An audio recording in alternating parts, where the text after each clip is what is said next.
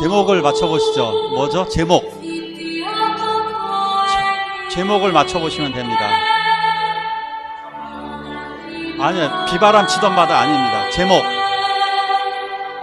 제목 두 글자인데 연가예요. 예, 꺼주세요. 연가 꺼주세요. 네, 비바람이 치던 바다 하는 첫 소절이고 노래 제목은 연가였습니다.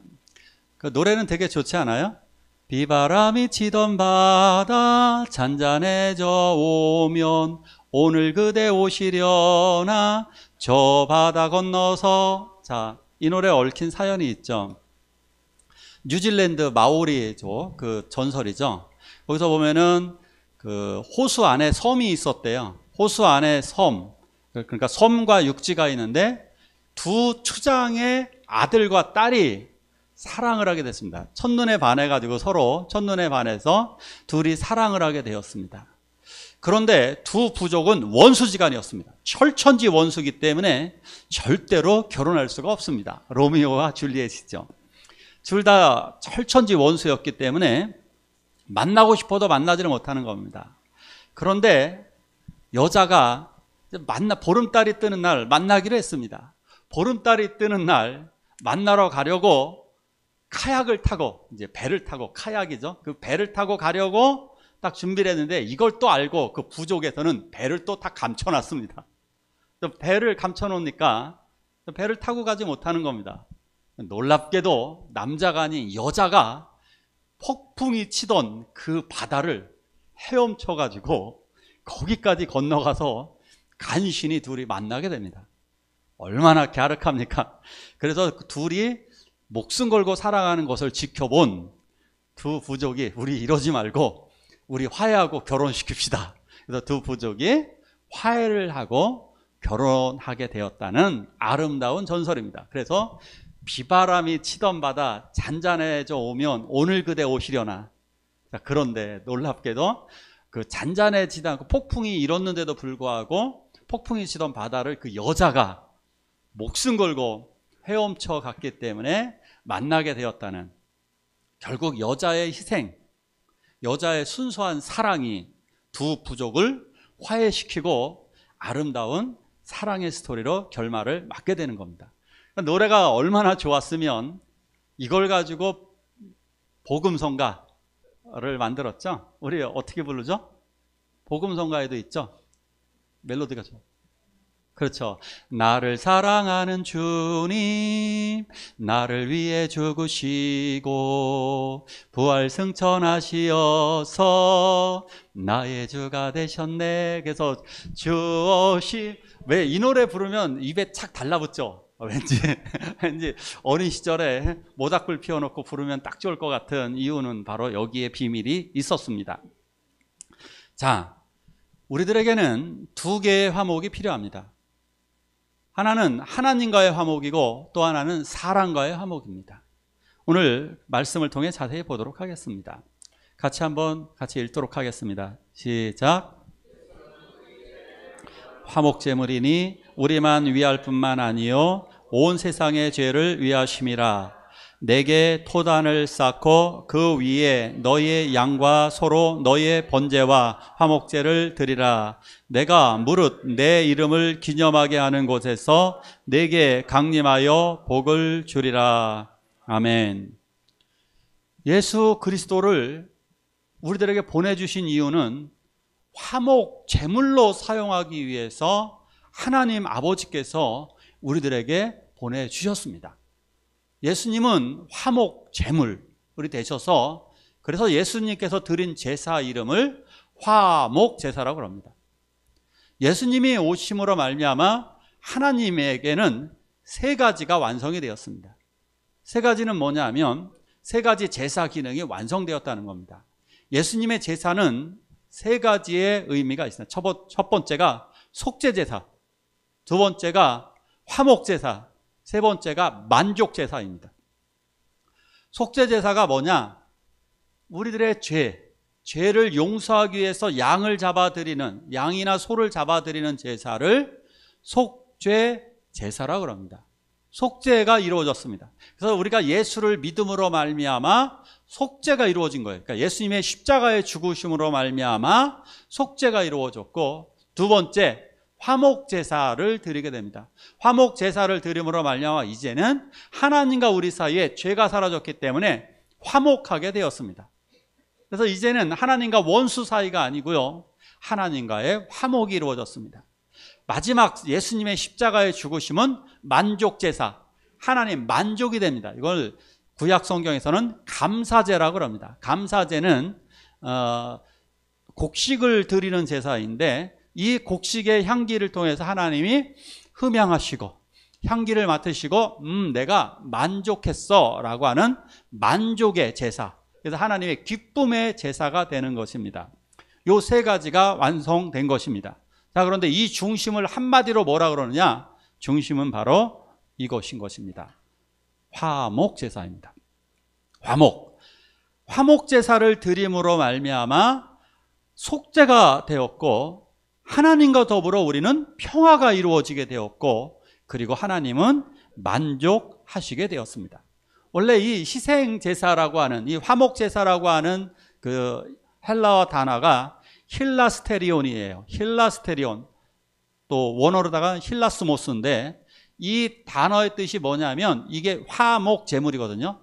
화목제물이라고 하는 이 힐라스테리온의 뜻이 뭐냐면 두 가지 의미가 있어요. 첫 번째는 무엇이냐면 우리가 잘 아는 속죄의 의미가 있어요.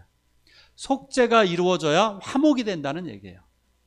두 번째 의미가 되게 중요한데요, 달랜다라는 뜻이 있어요. 아이들이 울면 어떻게 합니까? 엄마가 젖을 줘서 달래기도 하고, 음식을 줘서 달래기도 하고, 선물을 사줘서 달래기도 합니다. 이 달래는 거예요. 화난 사람 달랠 때도 우리가 선물을 통해 달래기도 합니다.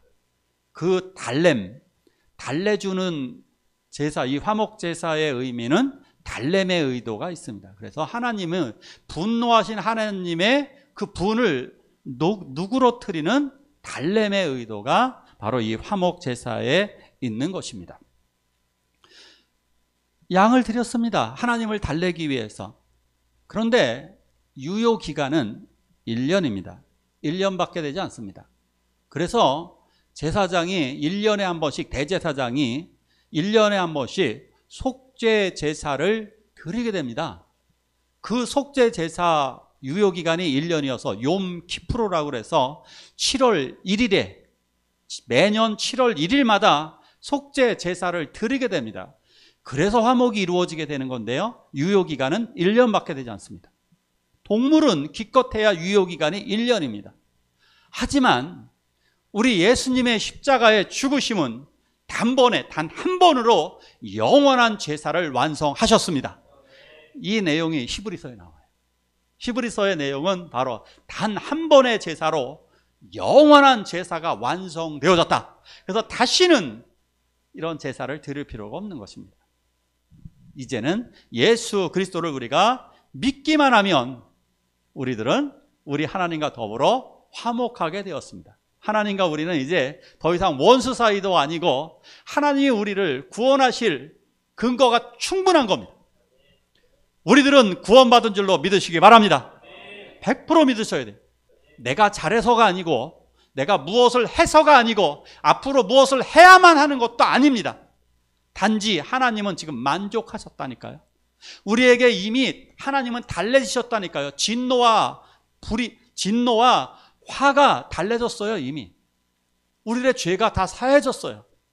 예수 그리스도를 영접하는 순간에 완전히 예수님의 십자가의 죽으심이 유효하게 되는 거예요. 믿지 않는 순간에 유효하지 않은 거예요. 저 사람들, 밖에 있는 사람들, 예수를 모르는 사람들에게는 유효하지가 않기 때문에, 효과가 없기 때문에 그들은 하나님의 진노의 대상이고 저주의 대상이고 심판의 대상이 되는 것입니다. 자, 예수님의 죽으심 이렇게 말씀하고 있습니다. 또 한번 읽어볼까요? 시작.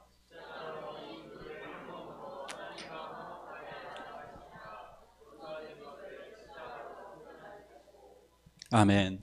예수님의 십자가의 죽으심으로 화목하게 되었어요. 그래서 원수된 것이 소멸되었습니다. 이제 원수 관계가 소멸되었어요. 너무너무나 좋은 사랑의 관계가 되었던 것입니다. 자, 7월 1일 대속죄일이 되면 제사장은 제비뽑기를 통해서 이제 염소 2마리를 딱 가져옵니다. 이 염소의 이름을 아사셀 염소라고 합니다. 아사셀, 속죄 염소란 뜻입니다.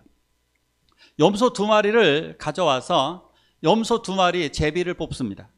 제비를 뽑아서 한 염소가 선택되어지면 한 마리는 자유롭게 집으로 가는 것이고, 나머지 한 마리는, 이 한 마리를 어떻게 하느냐, 빨간 줄을 묶어요. 뿔에다가 빨간 줄을 묶은 다음에 이걸 광야 먼 곳으로 데리고 나가서 절벽에서 떨어뜨려 죽입니다. 무슨 의미일까요? 너희들의 죄, 그 빨간 줄은 우리들의 붉은 죄를 의미하고, 더러운 죄를 이 염소가 대신 짊어지고 멀리 이 도시 밖으로 나가서 광야, 그 광야 먼 도시 바깥에서 떨어져 죽는 것입니다. 자, 예수 그리스도가 그러셨습니다. 예수 그리스도가 영문 밖에서 죽음을 당하셨어요. 영문이란 뜻은 성 밖에서, 즉 도시 바깥에서, 우리가 살고 있는 지역 저 멀리 예수님이 골고다 언덕에서 죽임을 당하셨습니다. 예수님도 똑같이 아사셀 염소가 되셨어요. 염소가 선택되어지듯이 예수님 옆에는 누가 있었느냐? 바라바가 있었습니다. 바라바 예수님 중에 유대인들은 바라바를 선택했습니다. 그래서 바라바가 삶을 얻었고, 그리고 예수님은 아사셀 염소가 되어서 저 염소처럼 절벽 아래로, 즉 십자가에서 죽임을 당하셨습니다. 그렇다면 바라바는 결국 우리들의 상징입니다. 우리들은 예수로 말미암아 우리는 새 생명을 얻게 된 것입니다. 예수가 나의 죄를 짊어지고 아사셀 염소가 되어서 우리들의 죄를 완전히 소멸하셨기 때문에 우리들은 더 이상 죄가 존재하지도 않으며 우리들은 완전한 하나님의 자녀가 된 것입니다. 그래서 우리들은 더 이상 도망 다니는 것도 아니고 불안하게 살 필요도 없습니다. 내가 부족해서 구원받지 못할 거라고 하는 착각도 하지 마십시오. 내가 부족해도 예수님의 십자가로 구원이 완성되었습니다. 자, 또 말씀을 볼까요? 로마서 오늘 읽은 말씀에 이렇게 얘기하십니다. 믿음으로 인하여 화목제물을 삼으셨다. 우리들은 믿음으로 말미암는 화목제물이 되었습니다. 자, 믿음, 화목제물이 유효하다는 얘기입니다. 우리들의 믿음으로 유효해졌습니다. 그래서 믿는 사람은 어떻게 되느냐? 의롭다. 자, 이거 놀라운 여기에 법칙이 하나 있습니다. 교통사고를 제가 냈습니다. 제가 자잘한 교통사고 은근히 많이 내요. 주의력이 좀 떨어집니다. 교통사고를 딱 내면 어떻게 됩니까? 제가 가해자입니다. 가해자면 어떻게 해야 될까요?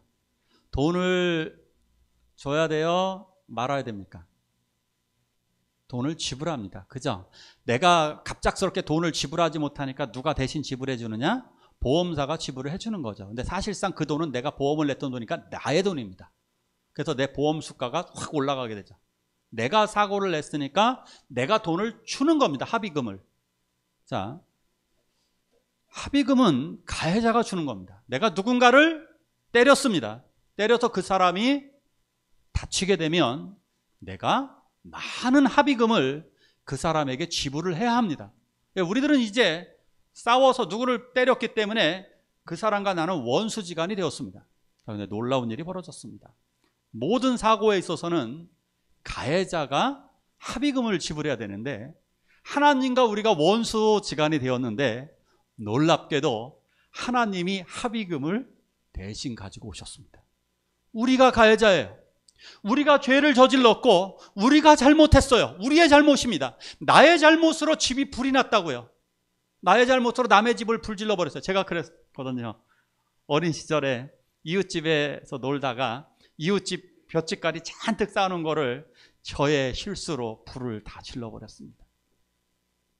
우리 집에서는 그 돈을 다 내줘야 됩니다. 그런데 놀랍게도 가해자가 대신 돈을 주는 겁니다. 말이 되십니까? 이게 은혜입니다. 할렐루야. 우리 하나님이 손수 자기 아들 예수 그리스도, 독생자 예수 그리스도를 우리들에게 보내주셨어요. 합의금을 지불해 주신 거예요. 예수 그리스도를 제물로 내어놓으셨습니다. 그리고 놀라운 일이 벌어졌죠.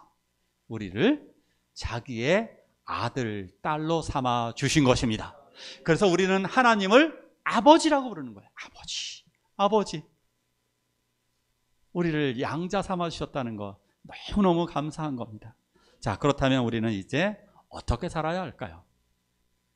자, 이 말씀 같이 읽을까요? 시작.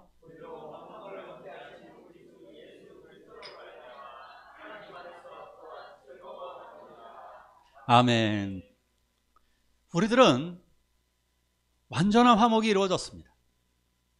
다른 종교에서 이슬람이 제일 심하죠.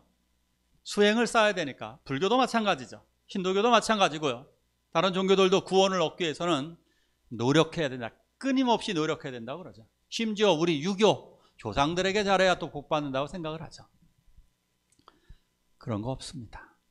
우리들은 하나님의 무한하신 은혜로 구원을 받았습니다. 그래서 우리는 어떻게 살아야 되느냐? 하나님 안에서 즐거워하게 되는 것입니다. 이 기쁨을 누리시기 바랍니다. 그래서 하나님과의 화목, 이제 하나님은 우리를 보며 어떻게 성경에 쓰여졌냐? 내가 너희를 보며 즐거이 기뻐하시리라. 즐거이 부르면 너 기쁨을 이기지 못하여 너무 애가 키워갖고 너무. 우리 교회에서 요즘에 박동환 집사님의 그 막내딸 은하를 보면 뭐라고 부르느냐? 얘를 뭐라고 부르는지 아세요? 박동환 집사님 은하 이렇게 안 부릅니다. 뭐라고 불러요?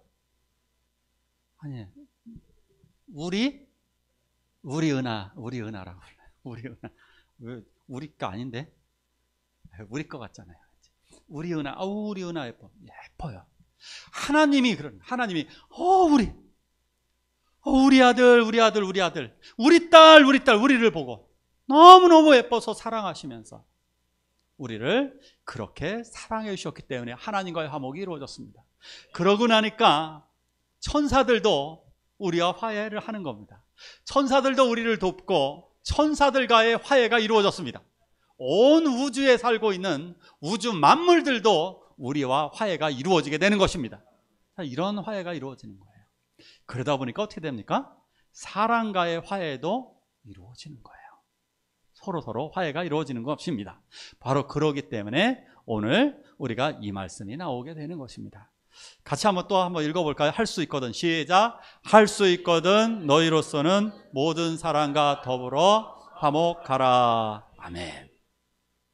하나님과의 화목, 천사들 영계와의 화목, 그리고 온 우주 만물들과 심지어 식물들과의 화목, 그리고 사람들과의 화목을 우리는 이루어야만 하는 것입니다.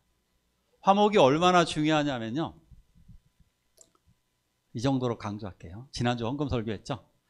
헌금이 더 중요할까요? 화목이 더 중요할까요? 화목입니다. 화목. 마태복음 5장 24절에 이 말씀이 나옵니다. 예물을 제단 앞에 두고 먼저 가서 형제와 화목하고 그 후에 와서 예물을 드려라.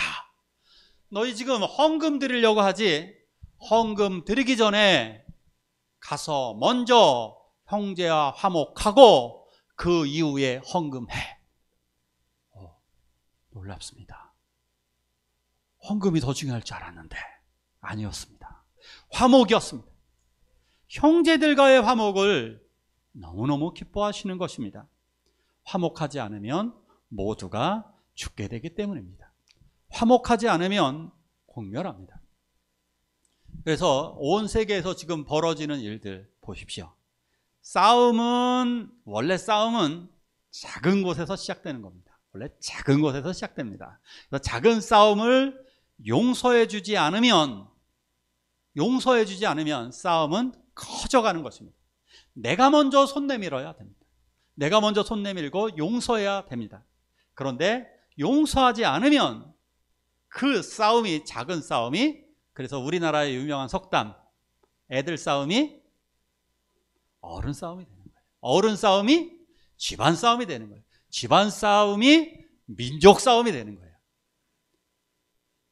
이렇게 되는 거예요. 전라도와 경상도가 싸우고 보수와 진보가 싸우고 남과 북이 싸우고 우리와 중국이 싸우고 일본이 싸우고 온 세계가 싸우게 되는 거예요. 화목하지 않은. 한번 잘 보십시오. 지금 이스라엘 때문에 묻혀서 그렇지 어느 나라가 이미 전쟁 중인 나라가 얼마나 많을까요? 지금 시리아 전쟁 뭐 때문에 일어났는지 아세요? 대통령 얼굴에 어린아이 하나가 낙서해서 벌어진 거예요. 낙서 하나 했다고. 그거 하나 했다고 해서 그거 꾸지러갖고 그거 경찰이 훼손한다고 해서 그 아이를 잡아가서 고문을 했어요. 이해 가세요? 엄마가 항의했더니 엄마를 잡아갔어요. 마을 사람이 항의했더니 마을을 잡아갔어요. 그래서 시리아 내전이 벌어진 거예요. 이스라엘도 시작은 마을부터 시작된 거예요. 마을부터. 예멘 지금도 싸우고 있어요. 북예멘, 남예멘, 수단, 이디오피아 내전, 미얀마 내전 다 작은 것에서 시작해요. 다 작은 것에서부터. 각 나라들이 작은 것에서 시작돼서 큰 싸움으로 번지게 되는 것입니다. 우리도 마찬가지예요. 그래서 제가 중국 사람 저렇게 못된 짓 해도 우리가 용서를 해야 된다는 이유가 바로 거기에 있는 거예요. 일본 사람들 과거에 잘못했어도 그래도 우리가 용서를 해야 됩니다. 다 마찬가지입니다. 이웃지간 우리 다 마찬가지로 우리가 먼저 용서를 해야만 하는 것입니다. 물론 가장 큰 문제가 우리가 제일 도사리고 있는 문제가 그거죠. 쟤네들이 사과를 안 하는데 이게 가장 큰 문제죠. 쟤네들이 사과를 안 하는데 어떻게 용서할 수 있단 말이냐. 먼저 용서하시라는 얘기입니다. 그러면 그 다음에 사과하는 경우도 많습니다. 이런 경우도 많죠. 어떤 집안에서 두 형제가 피 터지게 싸웠습니다. 싸우니까 엄마가 이렇게 얘기합니다. 너희놈들 여기 와봐. 지금부터 먼저 잘못했다고 미안하다고 말하는 사람이 형이요. 알았어? 자, 누가 먼저 화해할까요? 누가 먼저 미안하다고 그럴까요? 동생이 얼른 하려고 그러니까 형이 재빨리 미안해! 형이 먼저. 왜? 동생도 자기가 형이 되고 싶어서 먼저 미해했는데 형이 먼저. 동생이 먼저 하면 동생이 이제 형이 되는 거기 때문에 얼른 동생이 이러고 있는데 형이 먼저 미안해. 자기 형의 자리를 유지하기 위해. 사과 안 했잖아요. 사과 안 했잖아요. 근데 왜 그러는 거죠? 큰 사람이 돼야 되니까. 우리가 다른 사람을 용서할 수 있는 이유는 그 사람이 용서를 구해야만 용서해 주는 것이 아니라 내가 이미 먼저 용서를 해줘야 되는 것입니다. 하나님이 그리하셨기 때문입니다. 우리가 하나님께 용서를 구해서 화목제물을 주셨나요? 내가 잘못을 구했기 때문에 십자가에서 죽으셨나요? 그렇지 않습니다. 하나님이 먼저 화목제물을 보내주셨기 때문에 우리들은 용서받을 수 있었던 것입니다. 그렇기 때문에 우리들도 다른 사람을 용서할 때 내가 먼저 용서해주고 그 다음에 사과 받든 안 받든, 사과를 안 하면 그 사람 잘못인 거예요. 사과를 안 하면 그 사람이 책임을 지게 되는 것이고 사과하면 평화가 이루어지게 되는 것입니다. 그래서 내가 먼저 용서를 구해야 하는 것입니다. 칼 매닝거라고 하는 정신병원 원장이 있습니다. 이 사람이 이렇게 이야기를 하더라고요. 이 사람은 많은 정신병들이 용서하지 못해서 생기는 거래요. 그래서 화병이래요. 용서하지 못해서 생기는 분노, 이것 때문에 여기에서 분노가 일어나서 많은 정신병이 생기는 거래요. 그래서 뭐라고 이야기하느냐면 만일 서로 용서하면 전 세계 정신병원 70%가 문 닫게 될 것이다. 이렇게 얘기하더라고요. 70%가 문 닫게 될 거라고. 용서의 힘이 이렇게 위대합니다. 용서 못해서 가족 간에도 화해 안 되시는 분들 있죠. 부부지간에도 화해가 안 되고 자녀지간에도 용서가 되지 않는 분들 많이 있습니다. 화해가 안 이루어지는 경우 너무너무 많잖아요. 미운 사람이 얼마나 많습니까? 그들에게 사랑한다고 말하는 거예요. 사랑한다고 말하고 그리고 내가 먼저 미안하다고 그러고 내가 부족했다라고 말하는 거예요. 내가 부족했다고. 바로 이럴 때 하나님의 나라가 이루어지게 되는 것입니다. 세상에서의 싸움이요, 정말 어이가 없을 때가 정말 많습니다. 어이없는 작은 것에서 부대찌개 먹을 때 생긴다니까요. 부대찌개 먹을 때 어떻게 라면을 먼저 넣어야 돼요? 나중에 넣어야 돼요? 그걸 가지고 싸운다. 탕수육은 부어 먹어야 돼요? 찍어 먹어야 돼요? 네, 그렇게 하지 마시라니까. 상대방이 찍어 먹길 원하면 찍어 먹게 하시고, 부어 먹길 원하면 물어보시면 돼요. 부을까 찍을까? 상대방에게 먼저 하시라고. 먼저. 탕수육 그거 찍어 먹으면 어떻고 부어 먹으면 어떻습니까? 다만 괜찮아요. 그냥 먹으세요. 싸우지 마세요.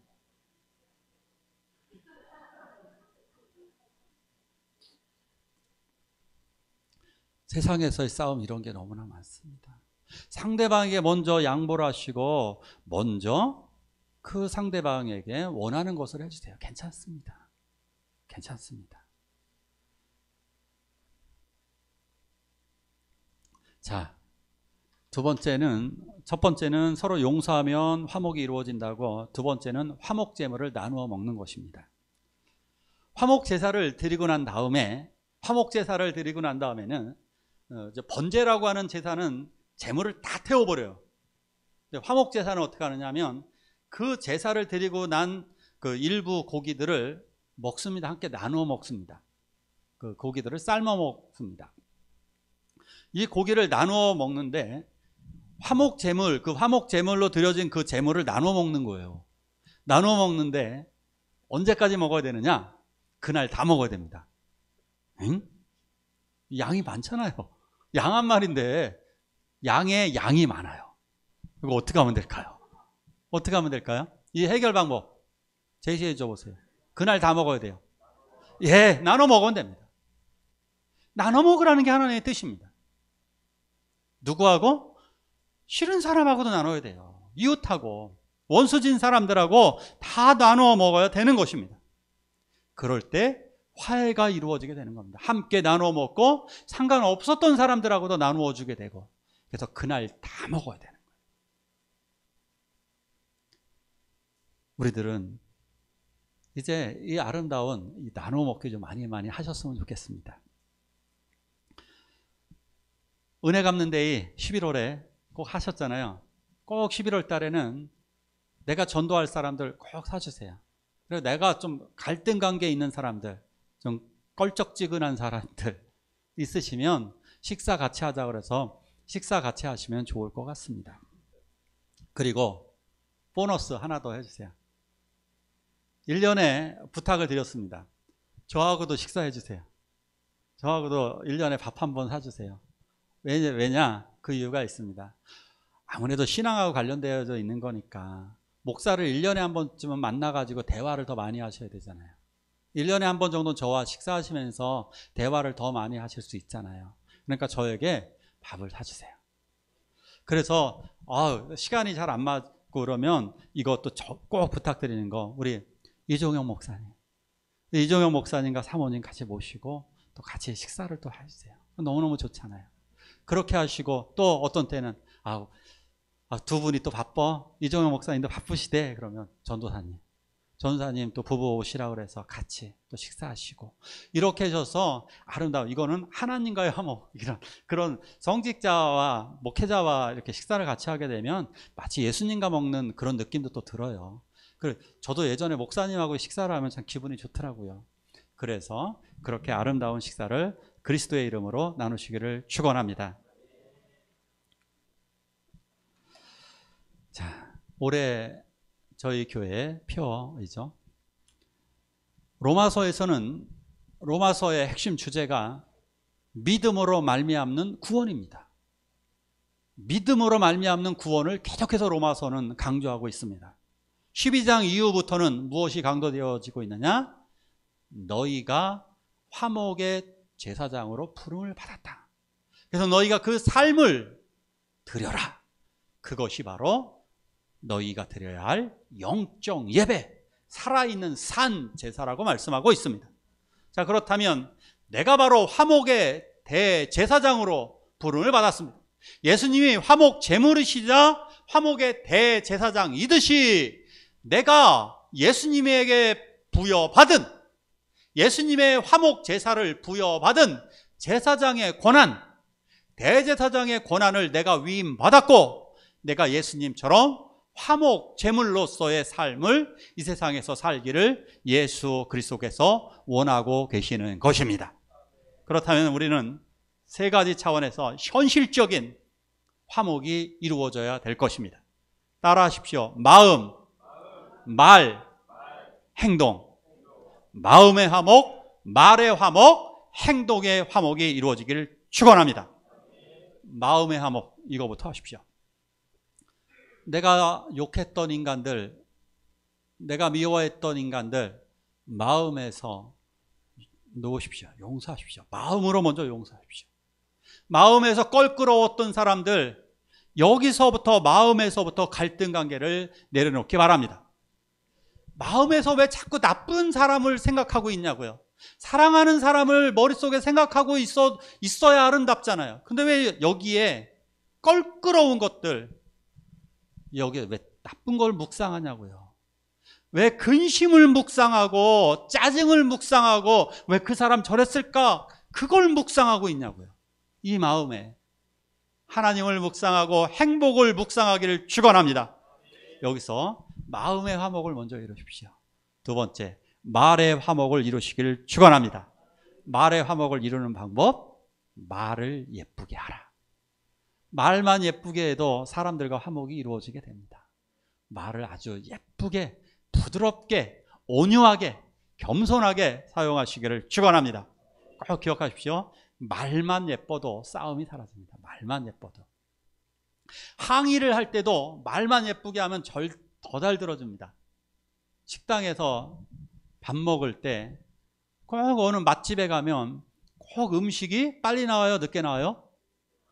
엄청 늦게 나옵니다. 저도 맛집에 가서 식사했더니 40분을 기다렸어요. 그럼 화가 여기까지 탁 나오는 거예요. 그런데 어떻게 했을까요? 아, 배고파요. 그랬더니 바로 저기 불러가지고 한 40분 기다렸는데 너무 배가 고프네요. 딱 이랬더니 죄송합니다. 바로 갖다 주더라고요. 화내면 직원도 일부러 그러는 게 아니잖아요. 직원도 화가 나고 다 안 좋아요. 주변에 있는 사람들도 내 화내는 소리 듣니까 주변 사람도 기분 나. 내 목소리 커지잖아요. 왜 안 나요? 그럼 옆에 사람이 다 듣거든요. 거기서 또 한마디 덧붙이죠. 우리 어떻게 합니까? 저긴 나왔는데 왜 우리는 안 줘요? 얼마나 민망한데. 밥 떨면서 먹더라고. 민망해가지고. 그러지 마시고 좀 늦어지네요. 이렇게 말만 예쁘게 해도 싸움이 사라지게 됩니다. 그리고 다른 사람들 칭찬, 잘하셨다고 칭찬하시기를 축원합니다. 세 번째로 행동의 화목입니다. 중국인들은 배려가 없습니다. 중국 사람들 여행 와서 우리나라에서, 그 나라에서도 그러는데 길거리에서 막 오줌 싸고 똥 넣고 가고 그럽니다. 이 사람들 지하철에서 큰 소리 떠들고요. 식당 같은 데 가면 어마어마하게 시끄럽습니다. 왜 그럴까요? 행동에 배려가 없습니다. 배려가 없으면 사람들을 화가 나게 하고 짜증나게 만드는 겁니다.